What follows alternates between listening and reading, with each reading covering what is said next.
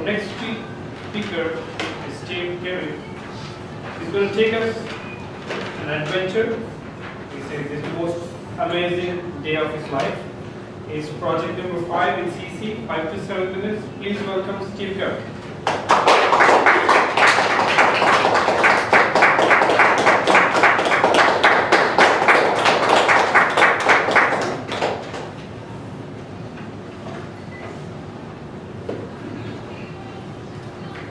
Adventure, daredevil, someone seeking excitement. I bet when most of you hear these terms, you probably don't get the meaning. But I have to admit, there is an adventurous part of my soul. And I want to take an informal poll with the group. I want to ask everybody a question, and raise your hand if you think that I've done one of these things. If you think that I have swam with a shark in the Caribbean, raise your hand. In the cage, I was in the cage. The shark was not. If you think that I skied in the Swiss Alps, raise your hand. If you think I dove off a 50-foot cliff in Hawaii, if you don't think I've done any of those things, raise your hand. You guys don't know me as well as I thought. Oh, Andrew. I've not done any of those things. I'm not. After all, I said I'm an adventurous spirit. I'm not crazy. So I haven't done any of those things. But July 30th, 2006, I celebrated my 40th birthday. And that's a milestone, right? So for my 40th birthday, I wanted to do something really special, something momentous, so I'd always remember that day. So I arranged to go for a tandem skydive. And I thought I would do this through an organization called Skydive Orange, here a couple of hours south of Virginia. So, the question I'm asked most often when I tell people about this is why? Why would you jump out of a perfectly good plane, right?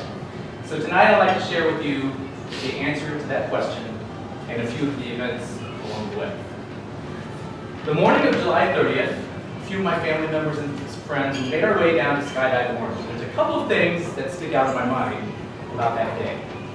The first thing, after I got there and registered, is that they took about a group of 30 of us into a room, handed us a stack of paper about this thick.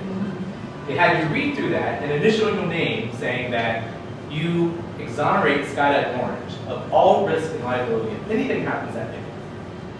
I was doing okay up until that point, but I have to tell you, if anybody's ever been in that situation, I never thought that I have to sign my life away for anything. So I started to get nervous after that. The second thing was everybody went through a group training. And so we had a 30-minute training. And my instructor said 2 things. He said, if you remember nothing else about today, remember 2 positions. The first position was when you are in free fall. The second position is how to land. And so in the first position, I'm not going to get down on my stomach, but you want to be belly down with your arms up, your head up, and your legs up so that your knees and your legs are pointed upwards. So I give to you,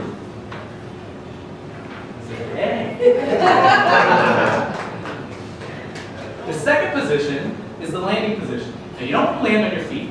If you're a pro, you can. But amateurs, you want to land with your feet up in front of you as a perfect L. So you don't break any ankles or injure any bones. I give to you. The D. Now there are a couple of other positions I wanted to do. Anybody know the Heisman Trophy? This pose? Yeah. I wanted to do that. They said, you're not allowed to do that. You got to stick to the basics. So I did. I concentrated on how the free fall, how to land. The next thing, I was ready for the jump. So myself and my tandem jumper, I can't even remember his name, we'll call him Rick, and 5 other pairs, all got in the Cessna plane. We started our ascent, about 15 or 20 minutes up to an elevation of 13,000 feet. Now I'm not afraid of heights, not afraid to fly, but when I've flown before, I never had the anticipation that in a few minutes, I would be exiting the plane. This is a little bit different. And the entire flight up, my heart started to pound. You ever get that feeling when you feel like your heart's just going to jump out of your throat, out of your chest? That's how I felt on that particular day. And before you know it, 15 minutes goes by really fast.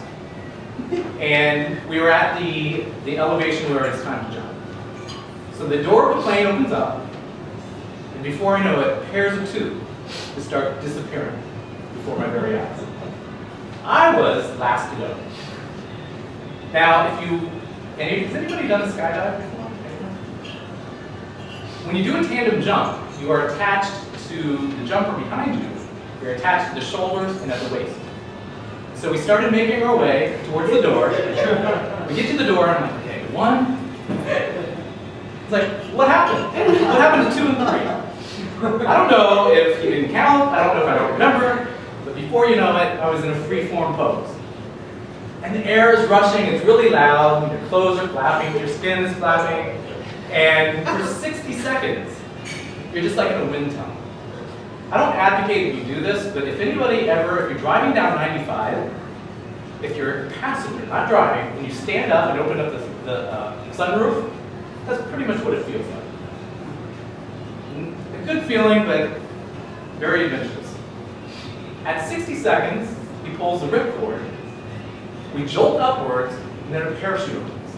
Thank God. We had a backup just in case. It opened.